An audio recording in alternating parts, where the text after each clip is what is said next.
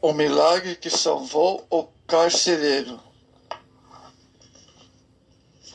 Amados, Atos 16, verso 23 em diante.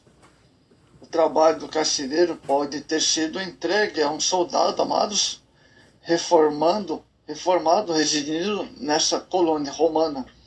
Os veteranos frequentemente estabeleceram nessas colônias. A evidência de que o carcereiro fosse um veterano é ambígua, contudo, os veteranos também, com frequência, recebiam lotes de terra, diminuindo a sua necessidade por outros recursos. Verso 24. Os troncos eram geralmente usados para tortura, como também para detenção, com buracos extras, para que as pernas pudessem ser forçadas em posições dolorosas. Meu Deus, hein? Olha só. Verso 25. Fontes judaicas louvavam a habilidade de se glorificar a Deus em meio ao sofrimento e vergonha. Os filósofos grego-romanos louvavam a sabedoria de alguém por estar contente e agradecido em sua situação. Amados,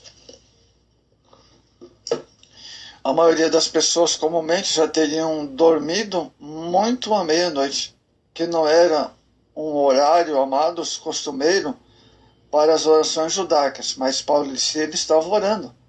Os outros prisioneiros que ouviram a Paulo e Silas deviam estar contrariados com a agenda dos missionários, ou contente por ter alguma distração da monotonia da prisão. Olha só, hein? Contrariou toda a lógica da época o fato de estarem louvando a Deus Paulo e Silas. O verso 26. Livramentos miraculosos, amados, são comuns nas tradições judaicas e outras. O exagero, livramento de Abraão por um terremoto em Pseudo-Filemon 6,17, o Apócrifos. Amados, um terremoto tão severo, capaz de abrir os grampos da parede nas cadeias dos prisioneiros, poderia ter sido derrubado o teto também, mas miraculosamente o teto não caiu. Olha só. Verso 27. Quando confrontado com a execução, nesse caso, pode deixar os prisioneiros escaparem. Os romanos consideravam o suicídio uma alternativa nobre, totalmente antibíblica, né? Em contraste com Mateus 27:5. Verso 28. Outros prisioneiros podem ter permanecido por temor dos guardas. O carcereiro pediu luz, significa tocha. Verso 29. Então ele tem subalternos, ou por causa do testemunho do missionário, verso 25. Vamos ver o verso 29 e 30 do capítulo 16, o mesmo. O pedido de como ser salvo é um tema de Lucas. O carcereiro, nesse caso, pode ver Paulo e Silas como representantes de divindades que pode salvar, libertar e curar. Tudo potencialmente presente na mesma palavra grega, mas provavelmente estava familiarizado com seu ensino do único Deus verdadeiro conhecido do judaísmo. Amados, versos 31 e 32. Os romanos tinham expectativa de que toda a família seguisse o cristianismo, seu chefe. Eles também esperavam que o chefe levasse sua família à adoração dos deuses romanos na época, como era costume. Aqui, a conversão não é automática, amados. A família inteira precisava ouvir a palavra de Deus e não assim seguindo o costume romano pagão da época. Verso 33 e 34. À vista de Atos 16, 20 e 21, o carcereiro se arrisca a ter sérios problemas aqui.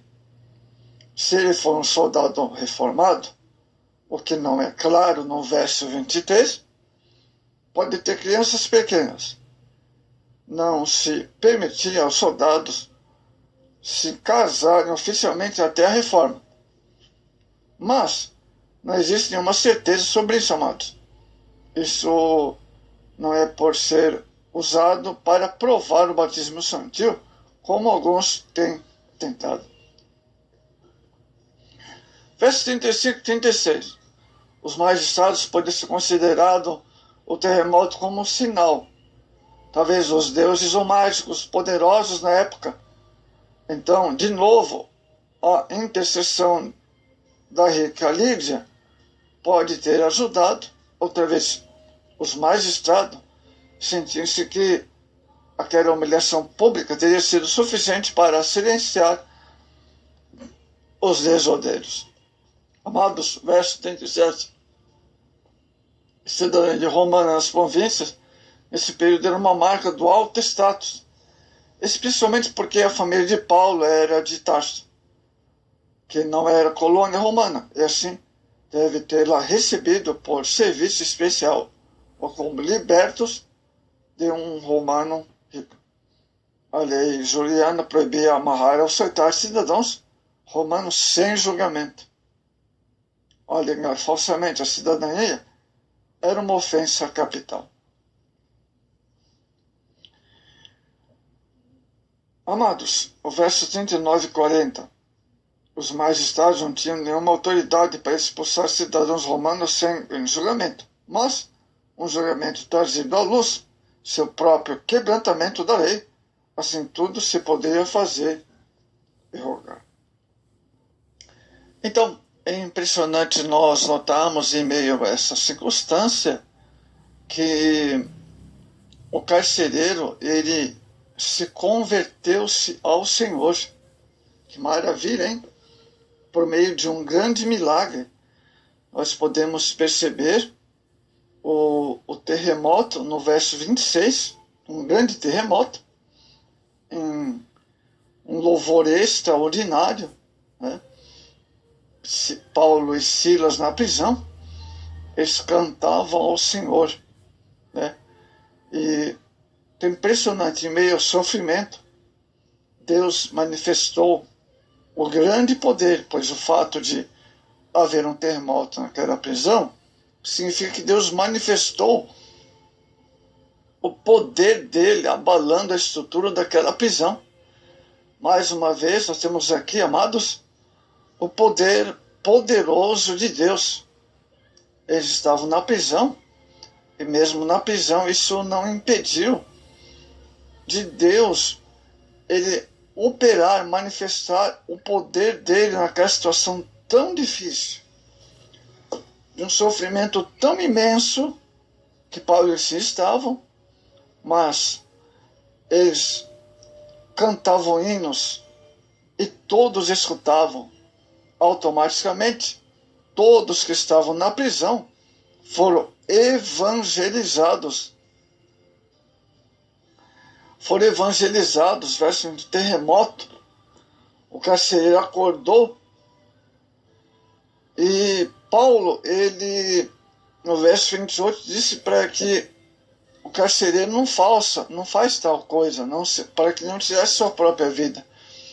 Então, que coisa maravilhosa, em minha situação tão difícil, houve louvores, houve a manifestação do terremoto, que foi uma intervenção de Deus, foi o poder de Deus manifesto, e através de Paulo foi impedido que uma vida fosse para a eternidade sem salvação. E ali Paulo levantou-se, animado, e gritou lá dentro da cadeia: olha, não faças tal coisa. E assim Paulo pregou o evangelho para o carcereiro, né? E ele estava todo trêmulo e foi diante de Paulo e Silas, olha só, hein? E naquela situação ele percebeu que precisava ser salvo. E ele creu no Senhor Jesus Cristo a ouvir ele e toda a sua família, pois o carcereiro ainda não era convertido. O apóstolo pregaram a palavra para ele, né? Em meio àquela situação. Glória a Deus. E o próprio carcereiro, ele lavou os machucados, pois Paulo e Silas estavam muito machucados, amados. Muito machucados. Mas no verso 33, diz que ele próprio lavou os vergões. Que maravilha, hein? Olha só que coisa gloriosa. Um carcereiro lavando as feridas machucadas de 2 servos de Deus. E assim, o carcereiro e sua família se converteram ao Senhor, né? Em meio àquela situação. Que maravilha, né? Com certeza, para Paulo e Silas louvar a Deus naquela prisão, eles devem ter sentido uma alegria muito grande, né? Muito grande mesmo. E coisas maravilhosas o Senhor faz através do louvor, do poder da oração. Nós podemos observar que eles oravam em meio àquela situação difícil. Então, meu irmão, minha irmã, você deve orar em meio a situações difíceis. O apóstolo Paulo e Silas, eles oravam, eles buscavam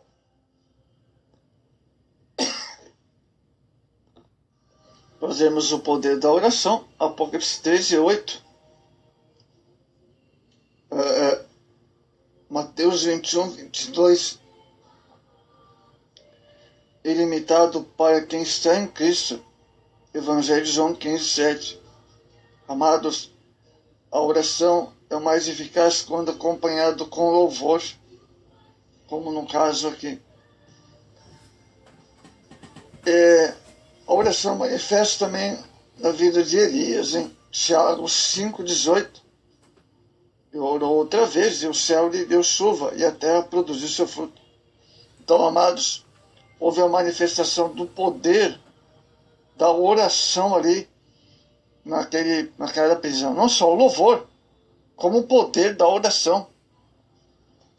Coisa maravilhosa. Deus se agradou e manifestou seu grande poder aí naquele lugar tão difícil que eles estavam.